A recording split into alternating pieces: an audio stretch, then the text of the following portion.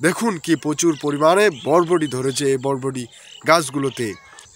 এটি খাটো জাতের বরবটি, মাচার জন্য আলাদাভাবে টাকা গুনতে হয় না এই বরবটি চাষে। একদিনে বরবটি তুলেছি আমি প্রায় 19 কেজি।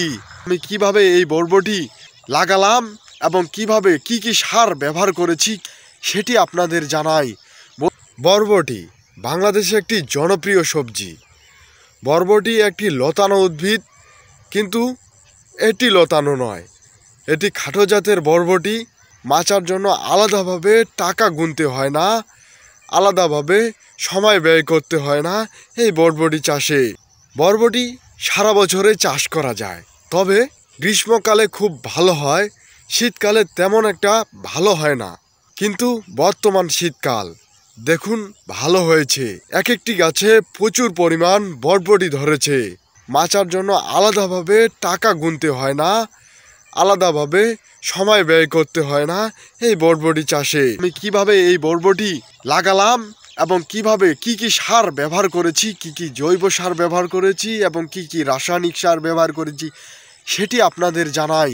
বন্ধুরা, প্রথমে আমি লাঙ্গল দিয়ে মাটিগুলোকে আলগা করে নিয়েছি, সোজা লাইন টেনেছি, এরপর দিয়েছি 1 বস্তা লিটার চারপাশে লাইনগুলোতে ছিটিয়ে দিয়েছি। তারপরে টিএসসি, পটাশ, ইউরিয়া দিয়েছি আমি চারপাশে ছিটিয়ে। লাঙ্গলের গর্তটি একদম চাপা দিয়ে ঢেকে দিয়েছি যাতে সারের অ্যাকশনগুলো চলে যায়। এরপর রেখে দিয়েছি থেকে 7 দিন। এই কৌটাটি আমি কত টাকা দিয়ে কিনেছিলাম এবং এখানে কতগুলো বীজ রয়েছে সেটি আপনাদের জানিয়ে রাখি। তো এই কৌটাটি আমি 180 টাকা দিয়ে কিনেছিলাম স্থানীয় বাজার থেকে। আর এই কৌটার মধ্যে প্রায় 100 গ্রাম বীজ রয়েছে। এখানে বীজের সংখ্যা রয়েছে প্রায় 960 থেকে 1000টি বীজ রয়েছে। বীজের গুণগত মান খুবই ভালো। একটি বীজ থেকে আরেকটি বীজের দূরত্ব দিয়েছি প্রায় 10 ইঞ্চি পরপর।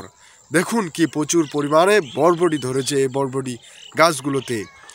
200 টাকা দিয়ে এই কৌটা কিনেছিলাম এবং চাষ করেছিলাম। একদিনে বরবটি তুলেছি আমি প্রায় 19 কেজি। তখন বরবটির বাজার মূল্য ছিল প্রায় 40 থেকে 50 টাকা কেজি। এটা আমি সারা বছরে চাষ করব, সব সময় আমার জমিতে ফাঁকা জায়গাগুলোতে আমি লাগাবো এই বরবটিটি। এটিতে কোনো খরচ নাই, রোগ বালাইয়ের আক্রমণও কম। এই বরবটিতে সবচেয়ে বেশি রোগ যেটি আক্রমণ করে আমার জানা মতে সেটি হচ্ছে গড়াপচা। গড়াপচার আক্রমণ এই বরবটিতে আমার জানা মতে বেশি। আরেকটি রোগের মধ্যে আক্রমণ করে পিঁপড়ার আক্রমণ। পিঁপড়া ফুল ফলে কামড় দিয়ে চিবায় এবং চিবিয়ে ফুল ফলের ভারসাম্য নষ্ট করে। এজন্য বীজ স্প্রে করা খুবই জরুরি।